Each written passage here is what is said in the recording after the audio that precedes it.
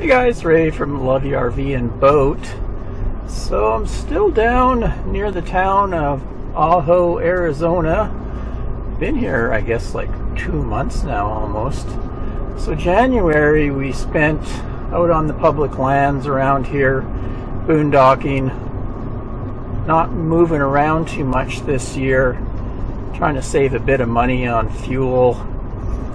We spent a whole boatload of money, boatload on the bottom restoration of Vestry last spring. So we're kind of, took a big bite out of our budget, so we're kind of doing a bit of a conserving of our funds till we get back to even keel again. Haha. Just driving through Ajo right now. It's a pretty little town, a little desert town. See if I can get past this person there. Looks like they have a little dog with them.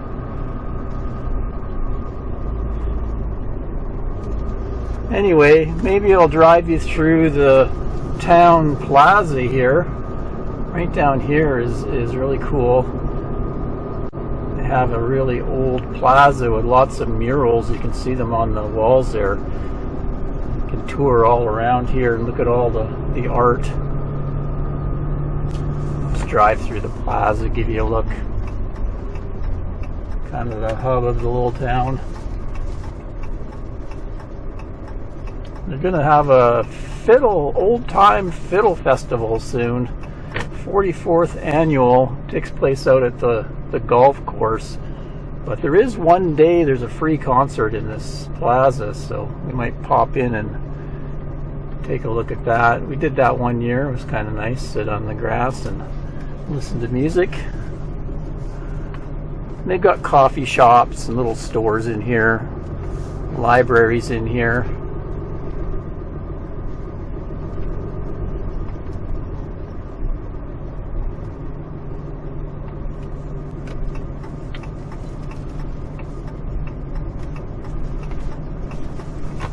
Pretty busy right now. Now that the big Quartzsite RV show is over and the Schoolie Palooza and the Rubber Tramp Rendezvous, I've noticed a big uptick in RVs around here.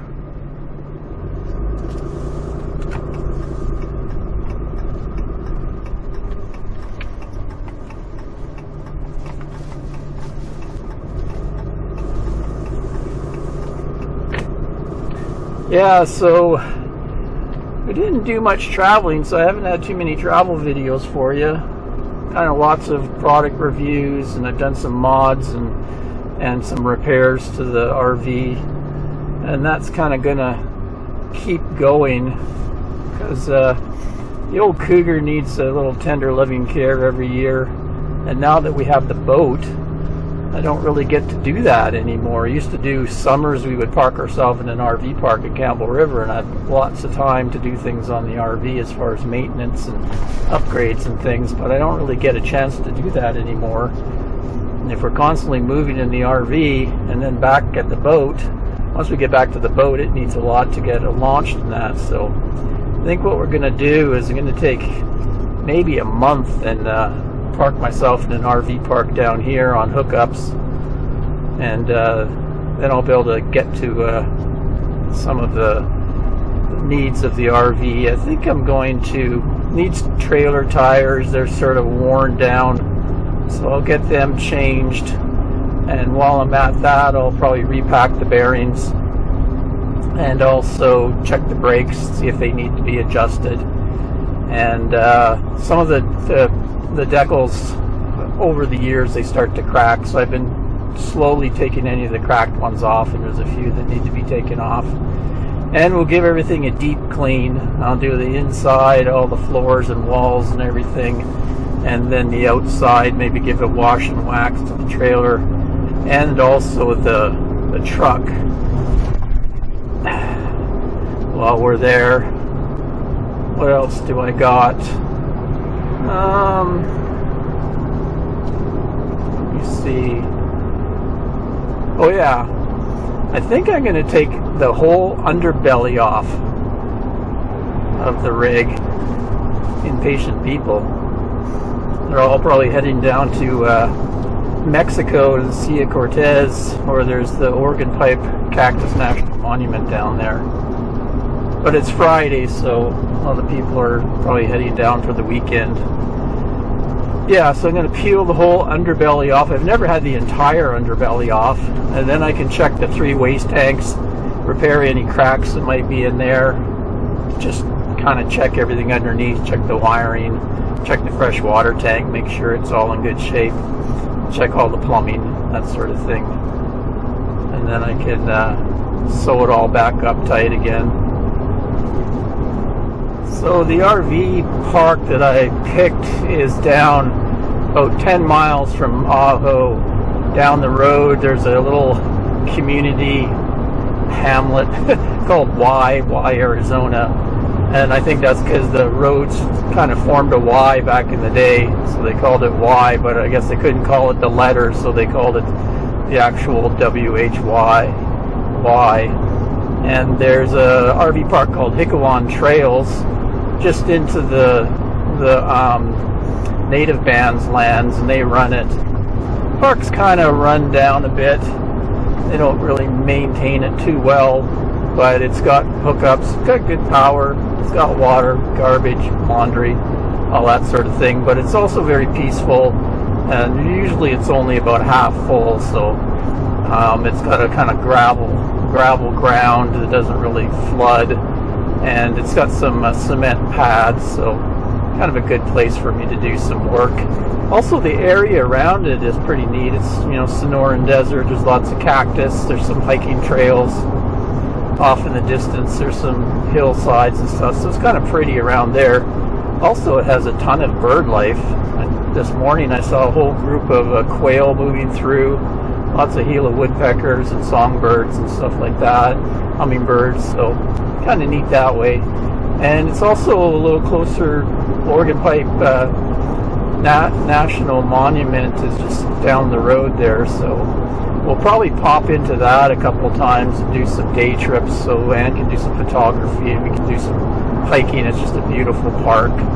Maybe some around the surrounding area, so maybe I'll have a little bit of photos and video for you from around there, but mainly I'll be concentrating on fixing up the old Cougar. It's been a good trailer. It's still working well. The frame's good. I really don't have too many problems with it as long as I keep it maintained. Fix whatever goes wrong and improve things. People say, why don't you just buy yourself a new RV or get a newer RV? But if I get a brand new one, it's going to cost a ton of money. So, and a lot of them aren't really built that well anymore. You never know. It's kind of like hit and miss. Or I could get a used RV, but then I could just be picking up a bunch of problems anyway, so it's kind of the devil, you know. We like the layout, we've customized it for the way we live in it, so I'm going to keep it going as long as we can.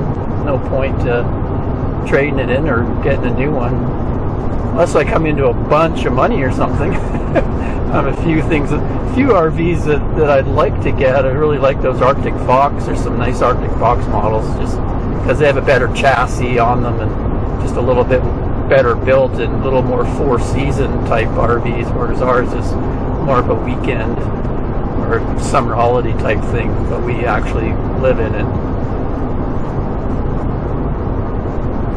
And as far as the truck goes, it's been fine.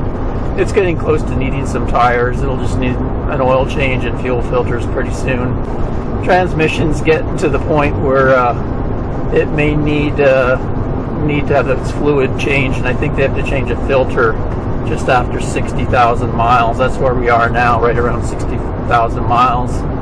Updates on a few things. I did have an oil leak last spring, and I thought it was kind of coming from the front seals, but I changed the filter, the crankcase filter on it. It was supposed to be changed at 64,000 miles or something, but it was all really clogged. And since I've changed that, it's been fine. The oil leak has really pretty well gone away. The odd times there's a bit of a drip or something, but nothing overly concerning. And as far as the ABS problem, where I'd get a lot of beeping and a warning on the thing, there's a recall on that now, and it's people are getting letters. I've heard about some people getting the letter, so it's an official recall. And even though it's out of warranty, the Ram is going to have to pay for that, so that's good. I'm glad they didn't spend a bunch of money on that, because now they're going to do it for free, and probably the part they have now will probably have solved that problem. I think a lot of times they were just putting in parts, and it was the same part that was having the problem.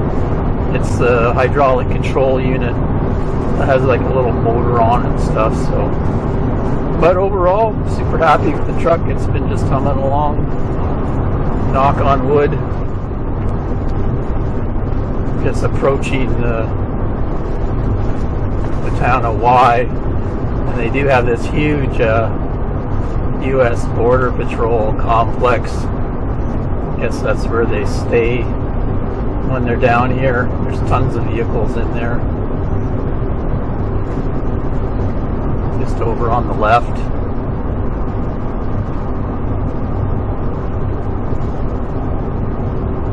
Pretty nice day today. I think we're going to get to around 70, maybe 74 degrees. It's supposed to keep going up. We're going to be into the 80s in a few days. A little bit of a heat wave coming through. That's another reason I wanted to maybe go to the RV park for a bit, and then we'll get some air conditioning. Once it gets up into the 80s, towards the 90s, it's not as much fun out boondocking. Although it's cool at night. It cools right off at night in the desert, so it's not too bad. But you just can't really do as much hiking and things like that. Working on stuff.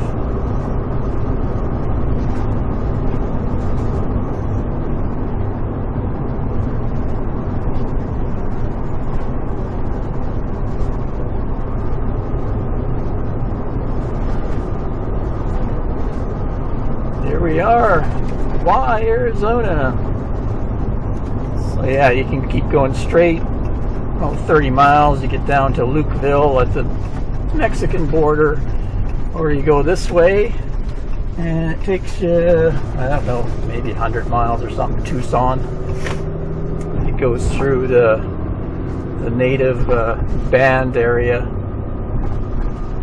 I forget the name, starts with a T. There's a couple other small RV parks.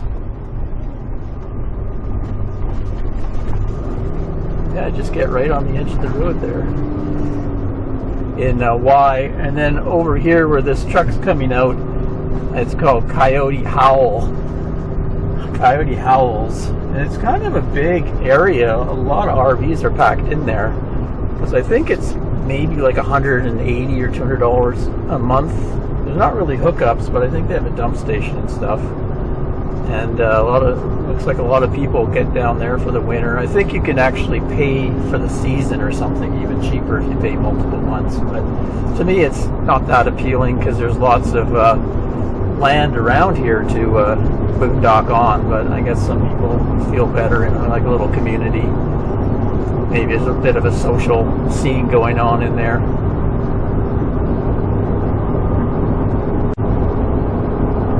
Down the way is this Hickawan Trails. So out front of it is a very small casino and kind of a little gas station, convenience store. But they actually make some pretty good food as far as fast food goes. I like their pizza. It's about 12 or 16 bucks, couple toppings, and it's made right away for you, and it's really good. And I think they have burgers and different chicken fingers and stuff like that, so that's handy.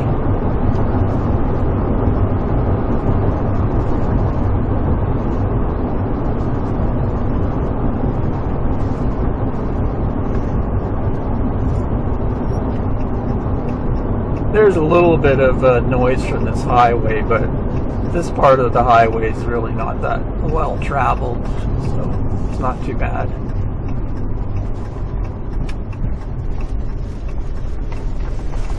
So here we are.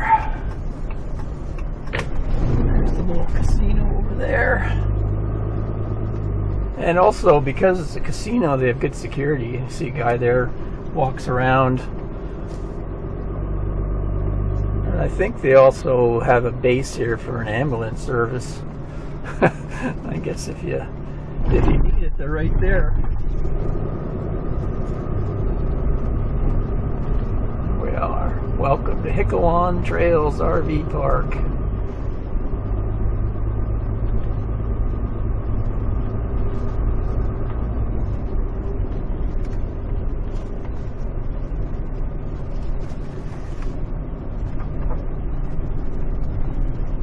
There we are.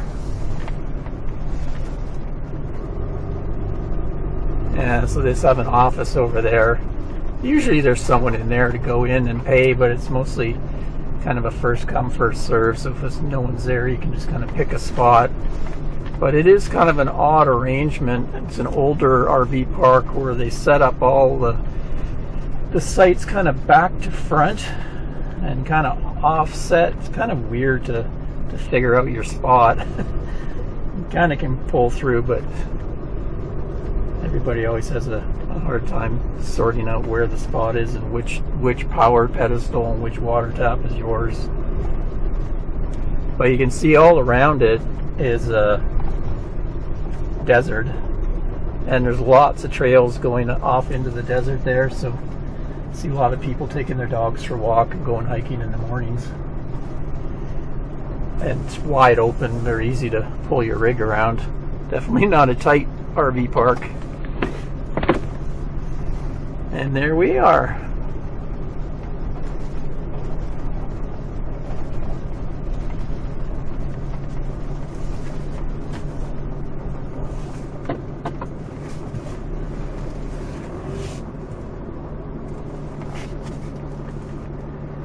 All set up. Till next time, Ray from Love Your RV and Boat. Cheers, everyone.